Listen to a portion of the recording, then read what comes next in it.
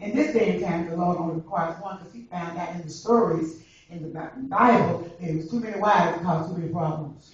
So nowadays it ain't one. So I don't hear nobody talk about the Lord told you to marry 2 or 3 people. Because that was back in the Bible day. And he cut that out.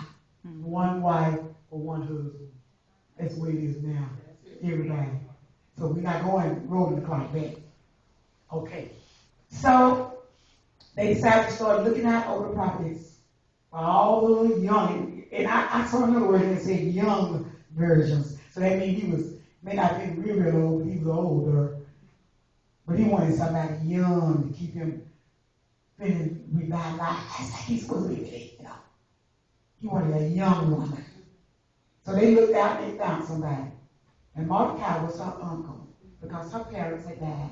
So he raised her as his child. And when he heard the call, he probably didn't know that he was doing it because God wanted him to, but he felt like Esther was a beautiful young woman. So I'm going to put her in the race. And he did. He encouraged her. And when she went before all the people that had to pick for the king, because see, there was other people that had to pick for the king, little, virgins. So they picked her because she was fair and beautiful. And baby, when they picked her, she found favor. There's another one we're talking about. She found favor in everybody's heart to the point they gave her the best house to live in, the best room in the house to live in. They had her purification, everything that it required for her to be pure was brought and given to her. She didn't like for nothing. And she had never been ordained a queen yet. She was just in her purification state. And when you read the story, and I would love for those that don't know, read it, because it's going to take some chapters to read a lot of this. When you read the story, you find out it took so many months for her to be purified. So if it took a lot of months for her just to be purified for a king, how long do you think it's going to take you to get where you need to be for God? So that tells you, you're not an overnight wonder. It's going to take time for you to get to where you got to be in God. It don't happen overnight. But every day, you can add to it every day. You can increase every day. You can grow every day. Amen. So anyway, the purification went on, and she was doing wonderful, so it was her time now to go before the king. Esther's time to go before the king so he could make his choosing. And they put Esther up. And when Esther got before the king, that man was so pleased with her that he chose her to be the queen. Because as I first stated, her attitude was right. Her countenance was right. Her beauty was excellent. Everything about her was just where it needed to be because she had endured all the purification that she needed to go through. And when she got before him, he was well pleased. And he favored her and took her as his queen. So now Esther done made it to the big house. Never probably ever thought that she'd ever be in that state. But she done made it to the big house. And while she was there, Mordecai was sitting at the doorway, and Mordecai overheard a plot, a conspiracy from some of the king's people. See, you're going to have people in your church, in your world, that's going to always try to shake you and going to be against you. And I always talk about what you do. Why she always giving her offering? Why she always do everything the pastor say do? Why she faithful all the time? Why she want to lead the prayer all the time? Why she want to sing all the time? She number one. I'm about sick of her. You don't have people like that, y'all. I don't care. Okay, what kind of church you got? Or what kind of church you come from? You're going to have these kind of people. So Mordecai overheard a conspiracy that was going on against the king. They were going to kill the king. They were going to rub him out. So Mordecai said, well, I'm going to go tell Esther. Tell somebody. Well, he knew Esther was within the palace. So that was the best person that he knew to tell was Esther. Now, how she handled it would be up to her. But she used some wisdom. And the word is, we talk about the word wisdom. She did wisdom of reversal. She used wisdom when she went to the king and told him what she had heard and who told him, who told her And the king had them destroyed. Because to know you're going to bring a plot against the king, you don't do that. You don't bring a plot against the king. If you want anything from the king, you need to get you an audience with the king and just be fair and bold and just tell him. But you don't plot against him. But the plot didn't make it through. Now, God did all of that for a reason, because one day God foreseen that what Mordecai did was going to be remembered one day. So as the story goes on to tell, the king put another man in charge of the province. After these men was gone, he put another man in charge of the province to watch over his affairs. And this man became heady, high-minded, Mr. Big Stuff. I want everybody to do this. The king said what he wanted people to do was to reference him, which means just respect him. But you got to understand, when the king has given you a position, and we don't have a king, we talk about when the pastor has given you a position in the church, don't become too much for that position. He told me to direct the choir. You sit your butt down. You got people like that. He told me to lead the prayer service, not you. He told me to say, no, this is supposed to be the urgent. This is the post he gave me. You better get up out of my way. He did not tell you to have that type of attitude. If you just be cool, calm, and collected, it'll get corrected if somebody's trying to disrespect you. It will. But in this case, it was this man, Haman. I mean, that high man, come walking through the palace or walking through the gateway there, and everybody was giving him reverence. However they're supposed to give him reverence. Bowing down. In that day and time, they bow down. In this day and time of reverence, we just respect an individual. We don't bow down to nobody, worship them like that. We just give them the respect. Yeah. I give her the respect because she's the pastor's wife. I don't talk to her any kind of way. She's my daughter-in-law. And sometimes when I'm playing with my son, I tell her, I say, you ain't the pastor right now, you my son. She tell you. Am I right, Sister Owens? Because we have to learn to filter in the situation at its convenience. I'm out home having a dinner. He's still a pastor, but you my son now. We have a family dinner. I'm not going to talk trash to you because I respect you. I love you. I'm going to show you love. And when I show love and respect, that's always required of me. Now, when he gets the pastor of a church, they don't need each other. I'm saying, I've been in my way. You can't tell me people, you better sit down and shut up. Oh, God, slap you down. Don't get out of your place. Don't get out of your place.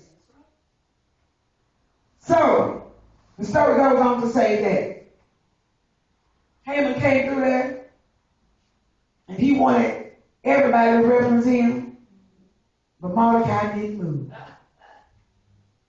Mordecai didn't reference him. And then some people went to Mordecai and said, do you know what you're doing? This is what the king said to do, was to reference him. Why are you not referencing him? Why are you not doing this? You're going to get yourself in trouble because the king said to do this. So Mordecai told them that he was a Jew. He didn't go and tell everybody because see, Esther was still holding a secret.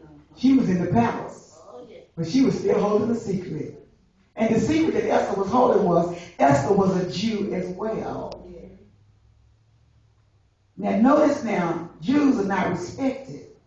So now all Esther's people was in the land living, but Esther had made it to the big house. And did nobody know that she was a Jew? So she was holding a secret because her uncle told her to hold it. And that was the reason for it. It wasn't time yet. That's why I say sometimes you got to learn how to hold stuff. You can't tell everything all the time. You got to be careful how you say it, when you say it, and who you say it to. One time my pastor told me there was about 4 singers, and I was one of the lead singers, and I never shall forget this all the days of my life, and he is now passed on to be with the Lord. But he called me to him, and he said, Sister Jones, he said, I can't sing. He said, so but when I start mentioning a certain song, I want you to take it over. Well, see, I wasn't the lead singer, I was just one of the singers. that's singing the service. He said, I want you to take over the song. And he says, at any time, I want you to start doing it. So the point was this. God sings something in me. The pastor sings something in me of a pure heart, and he wanted to use me. But now here go the enemy. He knew I didn't know. I was a babe in Christ. The enemy knew I didn't know. So he used a different technique on me because he knew I would do what the pastor said do. Yeah. He knew I would. Yeah. He knew I would blow my horn regardless of what anybody said. I would start singing. So I went to one of the singers and I said, the pastor talked to me last night. He told me when he started leading into a certain song, and one of his favorite songs was thank you, Wonderful Jesus. You know, he just left my man. Wonderful Jesus. And he also told me when there was a need to start singing a certain song, just start singing. I said, so the pastor told me that. And the brother says, oh, okay. So that night service got hot and got going and everything.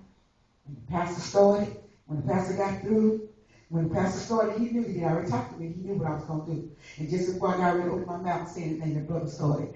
And I looked over at the brother and I thought, why did he do that? When I told him that the pastor didn't want me to do it. I didn't remember that brother chew him out and say nothing to him.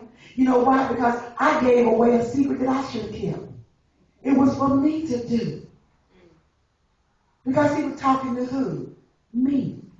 But I was young and didn't understand. So after the fact, the pastor came back to me. And he said, Sister Jones, I was talking to you. What he's telling me is when I tell you something, I'm talking to you. You ain't got to go tell nobody nothing. Because I'm the pastor of this church. And if I said for you to sing, so I mean sing. And if I had started singing, the brother would have took it over. Who knows? Knowing the pastor now, knowing our pastor, he might have said, sing, Sister Jones. Which lets everybody know that I want her to sing at this time. And that let me know that sometimes I got to just ignore what everybody else is saying around me and do what I've been told to do by the leaders that was over me. There are people that have jumped up in our church and gave crazy testimonies and started out testifying. You know they need to be sit down, talking all out of order. And there's time the pastor turned around and said, sing. He wants you to sing in order to cover that, because everybody need to hear all that, because that wasn't the order of the church. That's why the Bible said everything got to be decent, done in order. We can't just jump up in church and want to take over church and do the way we want to. We got to go decent and in order. This is testimony service. I can ask all y'all want to test my stand. Do it now. Don't wait till I get the preacher up and you ready to tell them, I got a scripture. I got a testimony. You out of order. And if you get a rebuke, you should, because you're out of order. That's not the way God designed it. That's not the way God designed it. How many times you told your children when you talking to your kids, or you talking to somebody else and your kids in the room? How many times you told you see me talking to somebody? And sometimes you stop them in the mouth. Do you hear me? I'm talking to somebody. Church is the same way. Church like order. If you got order, you can move in God and do things. There was some order here in this story. The story goes on. We're going to move quickly on out of the way. The story goes on to say that Haman, he was so mad, he was ready to kill Mordecai, because Mordecai wasn't respecting him, he thought. So he decided to go to the king and tell the king, let's make a decree that the people don't do this, don't do that. Let's get rid of it, let's do this. So the king, listening to other people again, agreed that it's going to be on a certain date. Well, Mordecai got wind of that. And when he got wind of that, he went to his people. The Bible said he was all out in the courtyard, screaming and hollering to the top of his voice, Mordecai, because that meant all of his people was going to be destroyed just because he wouldn't give reference or name. You would destroy a whole church because of one person. And that's what he was going to do, destroy all the Jews. The Jews was God's chosen people. That's the secret of the situation here. So you tell me you're going to destroy God's chosen people because they didn't respect you? Not so. I'm the chosen of God, not you. So when he got wind of what was going on, he went, had word sent to Esther, telling her what was going on. And Esther had the keeper of the chamber, he was running back and forth between Esther and Mordecai, giving messages, saying what each one was saying. So then Esther told him her last request was, tell everybody let's fast and pray, because I have to go talk to the king. Because Mordecai told her, says, now don't you think you're going to escape, because you're a Jew too, and you're sitting up in the palace. Don't you think you're going to escape? He was giving her boldness to speak. Don't you think you're going to escape, because you're not. So they fasted and they prayed. And the word what she said now, if I perish, I perish, which means you could not go in to see the king without being asked to come into his chamber. You couldn't just bust up his door like you walk in your mama and your daddy's door, walk in, hey daddy. You couldn't do that to the king. You had to be ordered to come in to his area. And then when you came in, he had to show you favor by sticking out his golden scepter. And if he didn't stick it out to tell you to come, then you could be destroyed right on the spot. So that's what she meant by when she said, if I perish, I perish. But she did the main thing. She fasted and prayed. And her people did the same thing because they didn't want to be destroyed. And she went in to talk to the king. And when she went in to talk to the king,